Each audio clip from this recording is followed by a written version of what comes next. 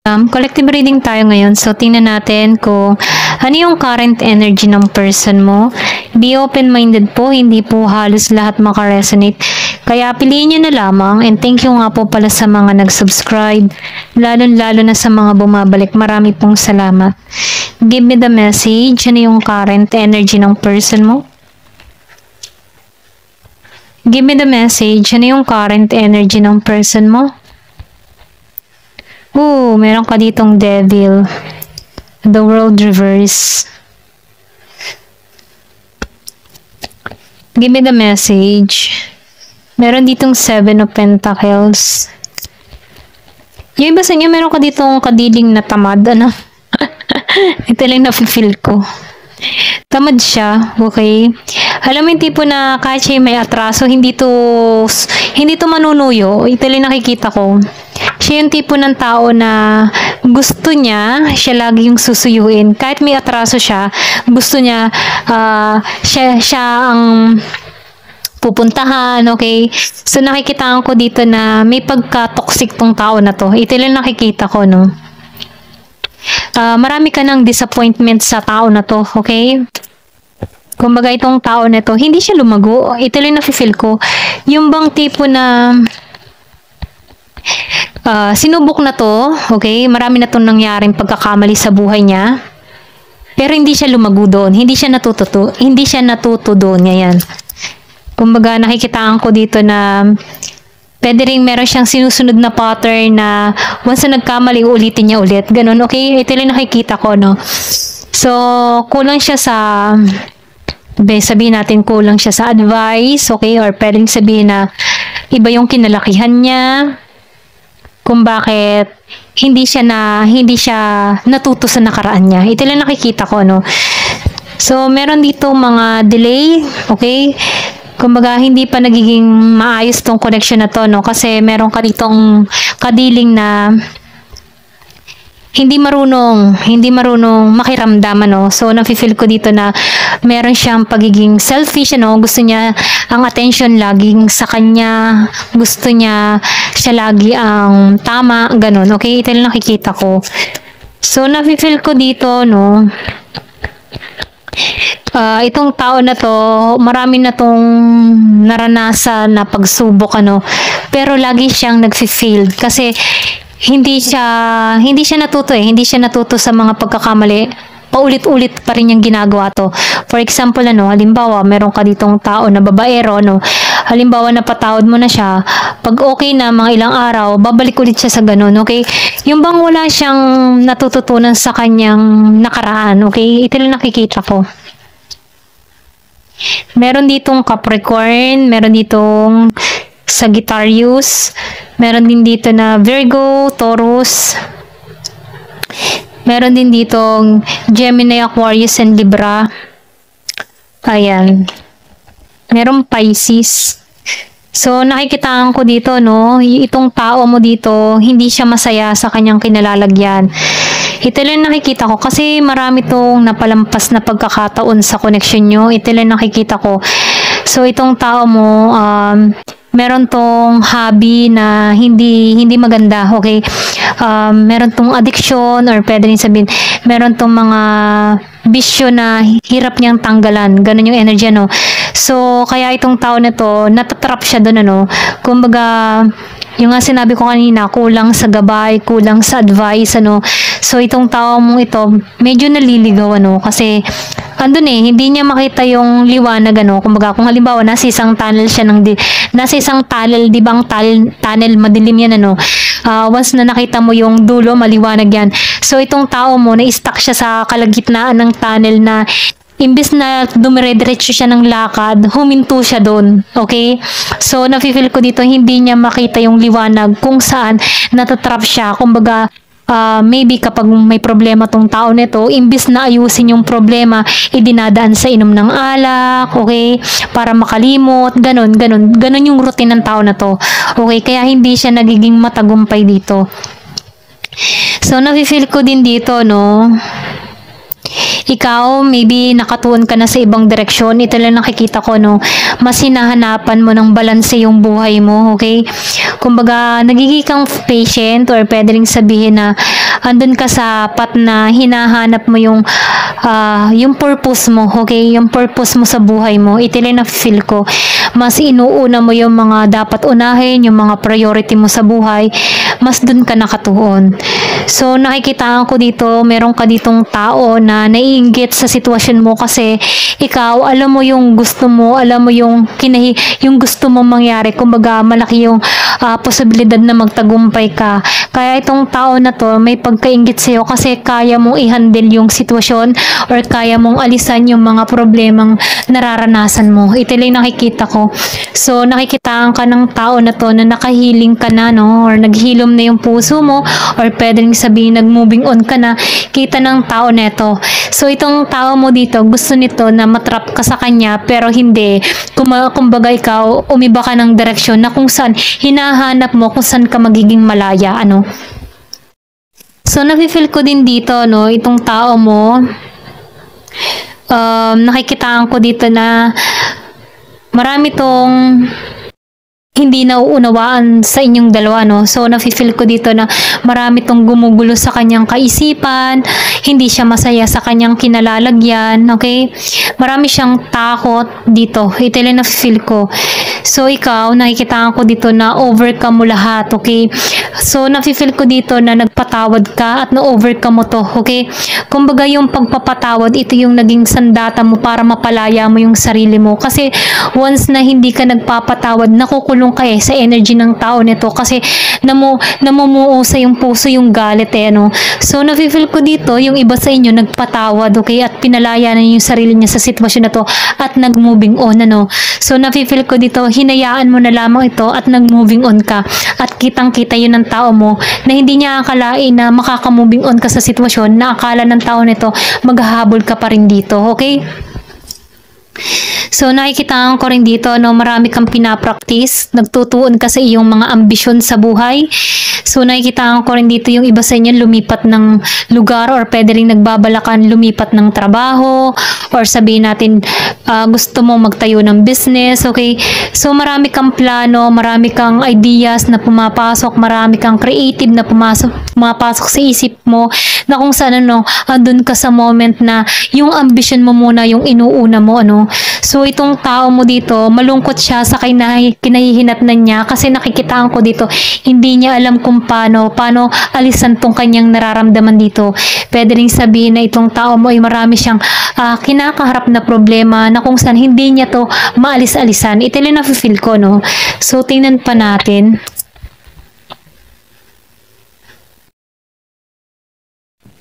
So, ikaw, ano, nakikitaan ko dito, marami kang vision. Then, yung tao mo dito, wala siyang vision, wala siyang makita na maganda. Okay, I mean sa maganda, no?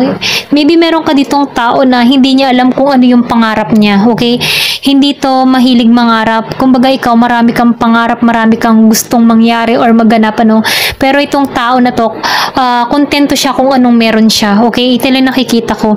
So, nakikitaan ko rin dito, marami tong takot na, alam mo yung tipo na, gusto din ng tao nito na magtagumpay pero wala siyang action na ginagawa dito, no?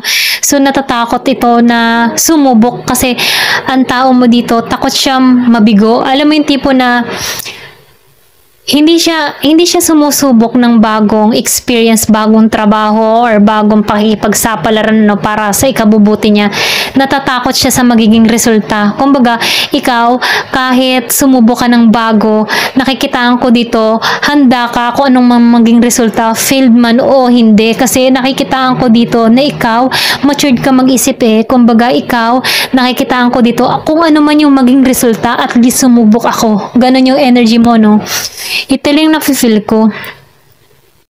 So, nakikitaan ko rin dito, no, yung tao mo, marami tong luha, kumbaga meron tong luha or pwedeng sabihin umiiyak tong tao nito ng lihim, okay?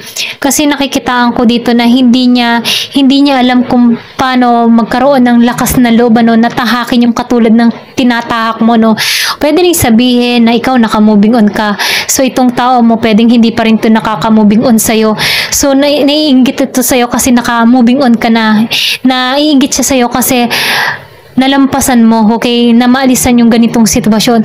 Pero itong tao mo, na-stuck siya sa ganun eh. Kasi itong tao mo, maybe confident ito na hindi mo kayang mawala siya, pero nakikitaan ka ng tao nito na iba na yung tinatahak mo dito.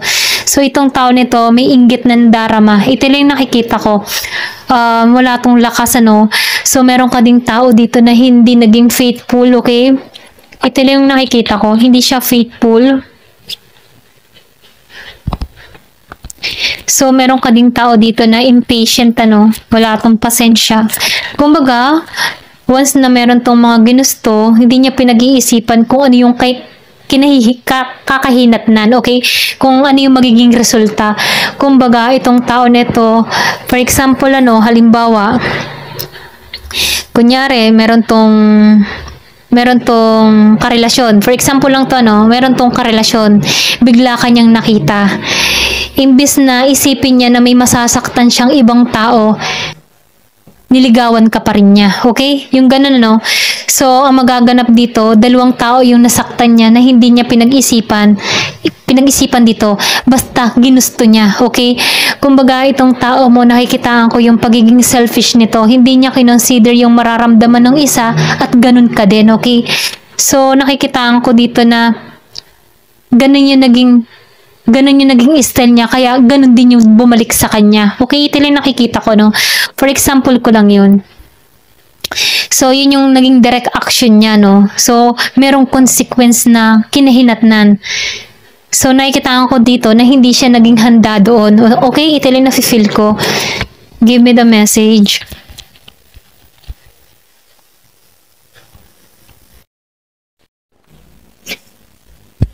Excuse me po.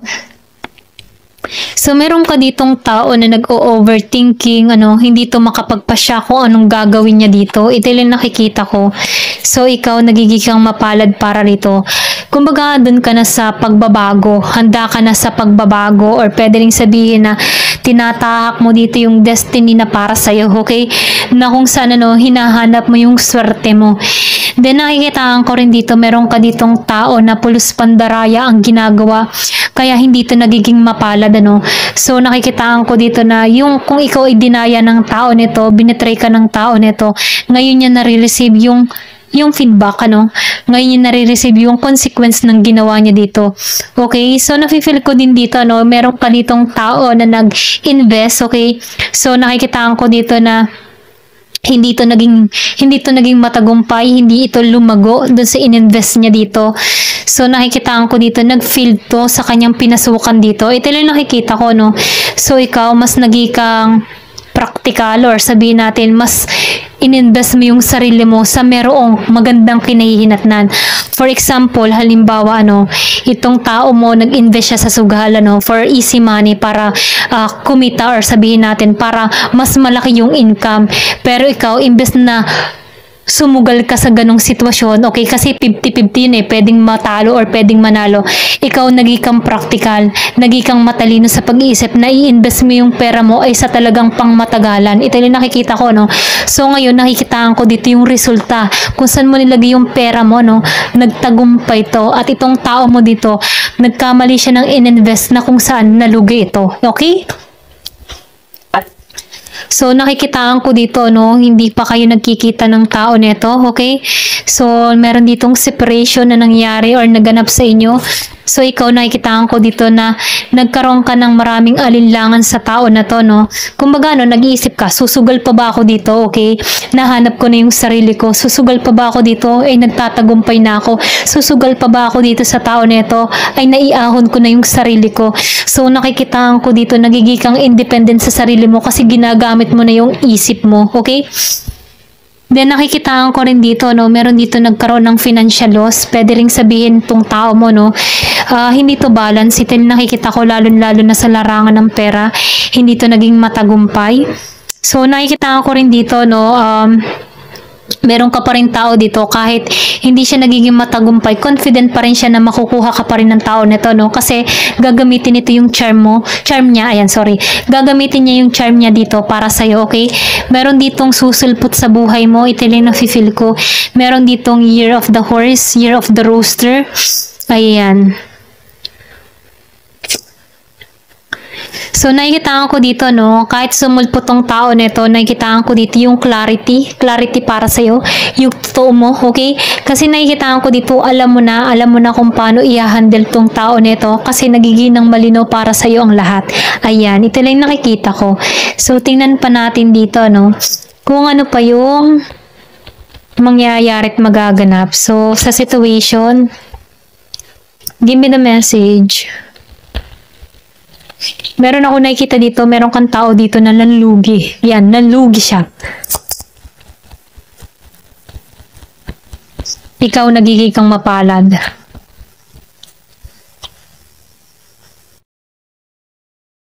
Excuse me po. So, sinasabihan ka dito, no, manalig ka.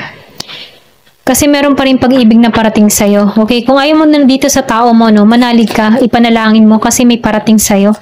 Kumbaga itong tao nito ay talagang parang pinana siya ni Cupido. Ayun, pasensya na nauutal ako. Ni Cupido, okay? Paradise. So, nakikita ko dito yung happiness and joy, okay? Pwede rin sabihin, ma-inlove ka dito sa new person na parating sa'yo, no? So, surprise to. Meron dito mag-i-invite sa'yo. Or pwede rin sabihin, meron ditong gusto kang ma-meet. So, nakikita ko dito yung happiness. So, meron ditong, ma-enjoy niyo yung bawat isa. The dragonfly. So, nakikita ko dito na, alam mo yung tipo na, dumating sa point mo na nag-healing ka or nag-healum ka dito, okay? Nagkaroon ka ng kaliwanagan sa nangyayari o sa sitwasyon mo dito, no? So, marami kang nagaganap sa'yo, merong pagbabago or pwede rin mayroon ditong parating na pagbabago. Mas nagiging kang malaya sa emotion mo, sa nararamdaman mo, or pwede rin sabihin na nagiging kang alam mo yung tipo na tinanggal mo lahat yung galit kasi mas pinipili mo yung pagiging malaya sa puso mo. Ito na nakikita ko, no? Pero ganun pa man, no? Meron pa rin ditong tao na tutungo pa rin sa'yo. Merong past person. Pwedeng manghimasok mo dito sa buhay mo. Pwedeng i-repair niya, okay? Or trabahuhin ka dito. So, nakikita ko dito, no? Gagamitin ito yung charm niya, okay? Pero nakikita ko dito, itong tao mo, mahilig tong makipag-flirt. Ito lang nakikita ko. Kaya sinasabihan ka dito, no? Lagyan mo ng boundary yung sarili mo, okay? Mag-ingat ka pa rin dito. Kasi itong tao neto, feeling ko, magaling tong mang-akit, okay? So, ingat ka na lang din dito, no? Kasi gagamitin ito yung charm niya or alindog niya para maakit ka muli dito. Or kung babae ka, no? Or kung lalaki ka naman, nakikitaan ko dito, yun nga, sinabi ko na gagamitin ito yung alindog niya, charm niya, para makuha ko muli dito. At kung ikaw naman ay babae, nakikitaan ko dito na ganun din ang gagawin nito, no? Kasi confident siya na kaya ka pa rin niyang makuha. Ayan.